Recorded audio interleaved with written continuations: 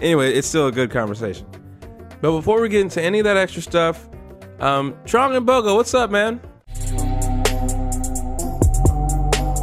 Welcome to the adventures of Truong and Gbogo.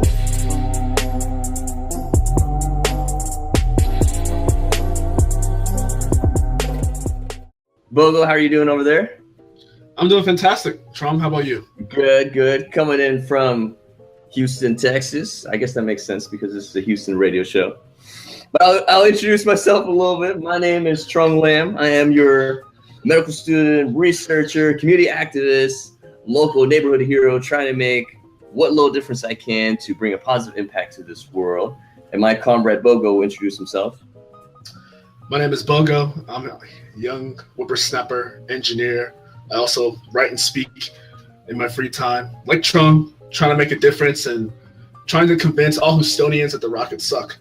So, okay. You know, this is the second take of our show. And the reason why we're having a second take is to give him a chance to clear his mind and think clearly, rationally, and very logically. But unfortunately, we cannot do that in the show, folks. So we're going to get right on with the show and ignore this pretense. So the whole name of the game for us is situations that we encounter every day. Yep. Just like average Joe, average Jane, just like everyone else, out there. And how do we feel about them? What do we think? How should we react? So I thought I'd introduce an interesting thought I had yesterday that occurred to me when I heard that Starbucks had free tea Friday from 1 to 2 p.m. Did you know about that? No, I did not. I Yeah. don't drink Starbucks at all. You don't drink Starbucks. Okay, well, that concludes the show. I'm just kidding. So last week on Friday, there was free tea Friday offer from 1 to 2 at Starbucks. Why do we take the word free so importantly? Why do we, at least for me, why do I, I had a very busy schedule yesterday. I'm studying, I'm doing research, I have a girlfriend, don't get me started with that. But why am I so willing to just say, hey, between hours 1 and 2, let's try to squeeze in this free tea? And it's not like I sat there and like, all right, here's the cost benefit analysis. And I think this would be more of a benefit for me than a disadvantage. I didn't do that. And I just like automatically, there's a nerve that jumped inside of me that said, oh, free, let's do it. So I'll share some of my thoughts. I want Gbogo to kind of share some of his thoughts. I know everyone out there has probably experienced this before, right? Like sometimes, I know recently, there was National Donut Day, and then Shipley was giving out a free donut. And a Krispy Kreme, they all had these, cool deals going on. But for me, I just kind of want to walk through my thought process is that first thing I did was I told all my friends, right, who are also poor students. And they're like, yeah, right on, let's do it. I feel like if maybe I talk to, I don't know, I am sort of casting a generalization, but maybe I feel like some people would say no. But it was like an automatic yes from my friends. So we all said, oh, let's do 1:30. Let's go. We made it like an event. Like, yeah, let's do it. This is cool. This is a cool thing to do for us as poor students. So we all went to the Starbucks. And, there are a lot of things that when I got there, I noticed that I didn't think about before. Because I was like, okay, well, it was obviously going to take time, right? Like if you think about something free, there's going to be a lot of people, right? And then number two, like, is it really worth getting something free? Like, am I really interested in tea that much? Because, when I ask my friends, the first way I introduce this is, hey, do you guys like tea? And then they would usually say no or kind of. But then I say, oh, it's free. And then everyone's like, oh, yeah, And so so when we got there, let's fast forward to when we got there. When we got there, we saw like a huge line. I mean, I'm talking about like 50 people in a space of about like 100 square feet. I mean, it's packed. And the funniest thing is seeing these people's expression waiting for their tea. You guys can't see this through radio, but everyone's like grimacing and ignoring each other. When you look in the elevator, you're like looking at the numbers. Like people were trying to do that. They were like, they were calling out names, and then I could tell people have been waiting for a while. They're looking at their watch, looking at the menu, even though they've already ordered. So in any case, I was like, when I got there, I said, oh, this is gonna take time, right? And I didn't think about that before. Well, I told you I'm a busy guy, so why didn't that work into my thought process? And then number two. The teacup, if you guys have been to Starbucks, is a tall, which is not really that tall. If I had to rename the drink, it'd be like short. I like to have a short place. But yeah, it was tight, and I was like, and tea, and third thing for me is tea. You know, I like to drink tea, but you know, like usually when I go to Starbucks, I don't really order tea, right? So, Gbogo, what are your thoughts? Those are sort of the thoughts floating around my head at that time. What are your thoughts on this topic? That's interesting that you brought up that topic, because I think when it comes to free things, for small, trivial, and fun things, I think it's perfectly fine, right? I mean, I would never overpay for tea. Yeah. I would never overpay for coffee. I would never overpay for a lot of material items. So, for example, I think the most expensive shirt I bought ever was $20-something. I will never overpay for a T-shirt. Nevertheless, I think when trying passing judgment on Gbogo, I'm just kidding.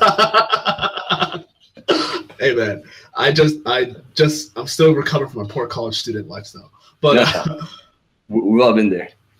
I think when trying to apply that same methodology to other parts of our lives, which require bigger responsibilities, it's dangerous because you start to devalue those things. So, for example, story time. My parents bought me a car, a Toyota Corolla, a couple years ago, and it was great. I loved it when it was working well, but I never really took care of it because I never had any skin in the game. I never paid for anything. When the car was dirty, I never bothered to wash it. When the car needed repair after a small accident, I really lagged and, getting the repairs done, calling the car insurance company, blah, blah, blah, blah, blah, blah. And my dad literally told me, he said, "You're not taking care of this car because you have no skin in the game." And we talked about that. And I said, and I mean, I didn't know he was talking about at the time until I had my own car, which I pay for every month.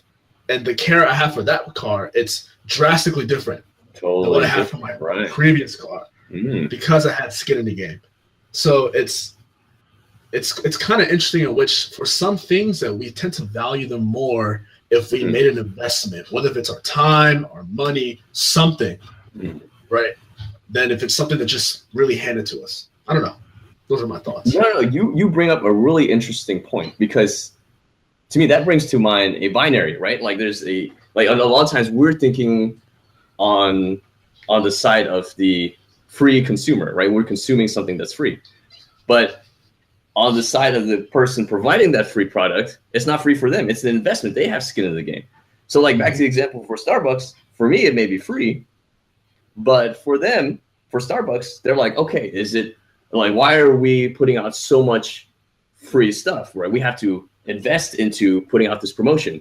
Maybe their thought process is, okay, we're going to put out this promotion. Maybe that will introduce people to other items on our menu. Maybe they're not as familiar with that. Maybe they'll introduce to, our Tivana fusion. Maybe people have never tried it before. Maybe they'll come back because they like it. So it's like, it's interesting because when you have skin in the game, the whole thought process is a little different. And then like this also brings to mind the word free, right? So free, we've been talking about in terms of monetary units. Yep. Right. And like, was it really free in terms of my time? Oh, okay. Yeah. Was it really free? Was it really free in terms of the, character development or building who I am, or was it a cost? I mean, what, can we look at it in free in different forms? So to me, like this is wonderful. Like to me, this brings up a whole a whole new can of worms on what the word free means, right? It's free for one person, investment for another, or skin in the game, like you say, for another person. And then what does free exactly mean? Exactly. And it's interesting because I think that sometimes now I'm going to put it in the context of pursuing our dreams and our goals, right? What we want to do in life. Right. And I think when this is when he becomes the prophet. I think everyone take note. He may be single, but he knows a lot about life. Oh man. But I'll say I think that when it comes to pursuing our dreams and what we want to do in life, it's sometimes we refrain from making progress because we want to try so hard to see how much we can save instead of just putting some skin in the game and going forth with it. So for example, I know that you're going to go to a conference soon. Yes, I mean, yes. that's something that's skin. That's part of your skin that you're putting in the game. Right. Well, it's going to be worth it. Actually, it's funny that you mentioned that because it's all expenses paid for. But if we're looking at and we're looking at what we were talking about in terms of the other layers or other meanings of free, then yeah, exactly, there is skin in the game. Exactly. So there's skin in the game in everything, right? Sometimes you have to. Yes. There's skin in the game in everything. In everything. So let me add this. You know that old saying, "There's no such thing as a free lunch." So we should say, "There's no such thing as a free lunch asterisk for anyone." See, and this is why Truong is such a Renaissance man.